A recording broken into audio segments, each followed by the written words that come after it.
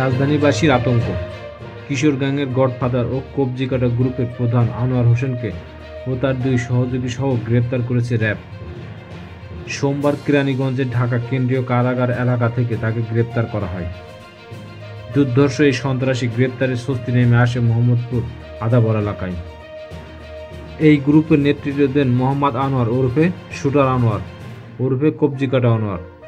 যে কোনো সময় তিনি ও তার লোকজন চাপাতি দিয়ে কুপিয়ে গুরুতর জখম করেন, কেটে নেন হাতের কবজি।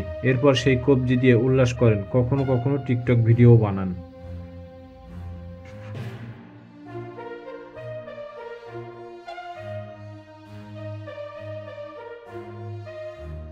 বহুল আলোচিত ও অসংখ্য চাঞ্চল্যকর হত্যা চেষ্টা ও ছিনতাই, চাঁদাবাজি মামলা আসামি সেই মোহাম্মদ আনোয়ার ওরফে শুটার আনোয়ার ওরফে কবজি কাটা আনোয়ারকে গ্রেপ্তার করেছে র্যাব।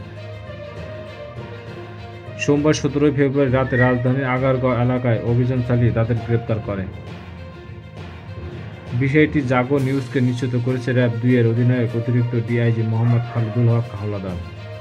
তিনি বলেন, অসংখ্য চাঞ্চল্যকর হত্যা ও হত্যা চেষ্টা, ছিনতাই, চাঁদাবাজি মামলার আসামি মোহাম্মদ আনোয়ার ওরফে শুটার আনোয়ার ওরফে কবজি কাটা আনোয়ার ও তার দুই সহযোগীকে গ্রেপ্তার করা হয়েছে। এ বিষয়ে মঙ্গলবার 18 ফেব্রুয়ারি দুপুরে আয়োজিত সংবাদ সম্মেলনে বিস্তারিত জানানো হবে বলে জানান র্যাবের এই কর্মকর্তা। এর আগে মোহাম্মদপুর থেকে যৌথ বাহিনীর অভিযানে কবজি কাটা গ্রুপের একাধিক সদস্য গ্রেপ্তার হয় এবং রাজধানীর মোহাম্মদপুরে আতঙ্ক। কিশোর গ্যাংয়ের প্রধান কবজি কাটা আনোয়ারকে গ্রেপ্তারের পর এলাকায় তাণ্ডব চালিয়েছে তার অনুসারীরা। কয়েক ঘন্টার ব্যবধানে তারা দুই ভাইকে কুপিয়ে জখম করেছে। 8 থেকে 10টি বাড়ি দোকানে হামলা ও ভাঙচুর চালিয়েছে। তাদের সহায়তায় দেখে ফেলায় পুলিশকে ধাওয়া ও বিট অফিসে হামলা করেছে তারা। মঙ্গলবার আদাবরের শ্যামলী হাউজিং ও শেখেরহাট হাউজিং এলাকায় এই ঘটনা ঘটে। এর আগে সোমবার দুপুরে ঢাকা কেরানীগঞ্জ থেকে আনোয়ারকে গ্রেপ্তার করা হয়।